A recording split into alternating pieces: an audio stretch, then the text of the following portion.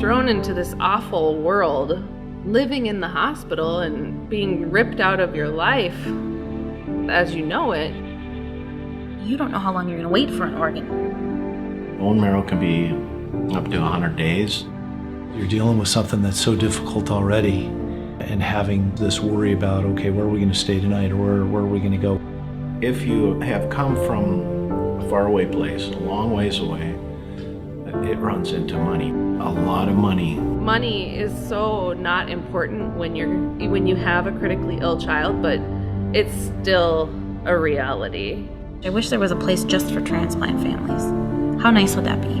To have a place to go where other families understand what is happening in your life.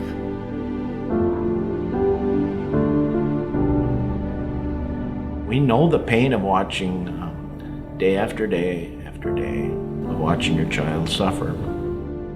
We know God carried us along the way when we were unable to hardly walk ourselves and was faithful. We know the importance of just putting an arm around someone and saying, yeah, you'll get through this. Silas was a beautiful, beautiful boy. Blonde hair, beautiful white blonde hair, and blue eyes. Just a very easy kid. He had a way about him that was peaceful and just sweet. He just loved life, and he loved people, loved his family. He grew up very fast once the cancer started. He went through that treatment in those months and to the year with very strong, and he still enjoyed life and he still enjoyed just being a little boy.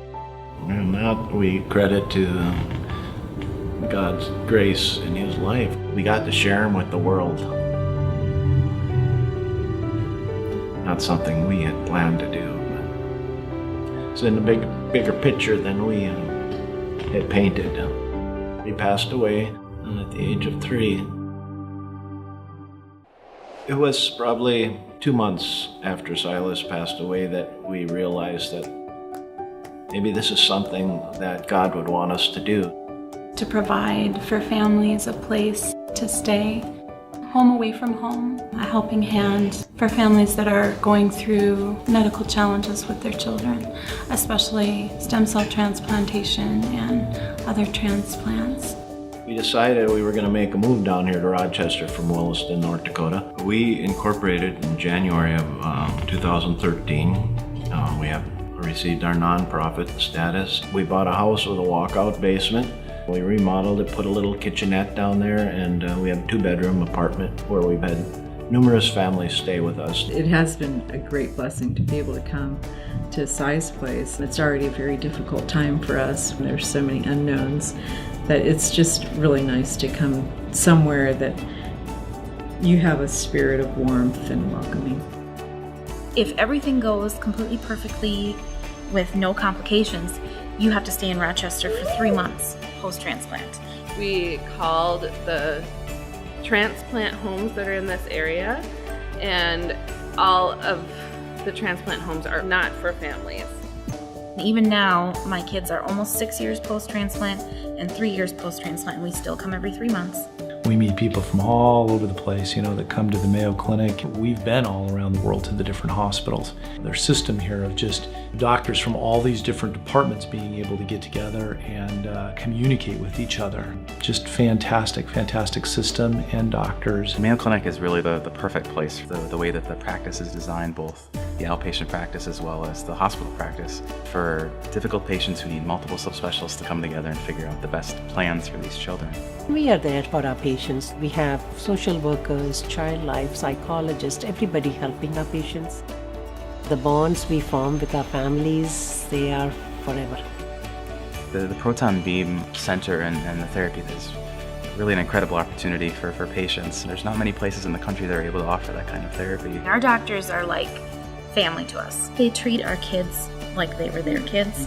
They are just the most caring group of individuals. We just couldn't be happier with what we've gotten from Mayo Clinic. Our kids are very, very special. I think they're all amazing kids. They teach us a lot. They teach us to be brave. They teach us to be very tolerant. I learn from my patients every day. After moving here, it was about a year later that I received a phone call from a fellow who said he would like to help us build his home. Something we had dreamed about. The building total square footage is 55,000 square feet, 20 apartments on the first and the second floor. Once the home is open, there will be chances for volunteers of many kinds. The opportunities are going to be endless for people to help. Size Place is going to be a place where families can come together, where they can be with their brothers and sisters that are sick and going through treatments, where they can be in a hygienic place that's cleaned appropriately for transplant patients and for immunosuppressed patients. I can't tell you enough how much a place like Size Place would be valuable to the whole transplant community. What a perfect place to put something like this. It's known worldwide. So I would hope people would look deep inside themselves and whatever, big or little, they feel they could give. If you don't give to others, I really don't believe you are living out your purpose. I think that is your purpose, is to serve others. Over and over again, we're asked to provide hospitality and to love each other. That's the overall theme, and I think it paves the way for us to speak into people's lives at a time when they desperately need hope. It's an opportunity to help people in some of the most difficult days of their lives. That's the vision of Size Place.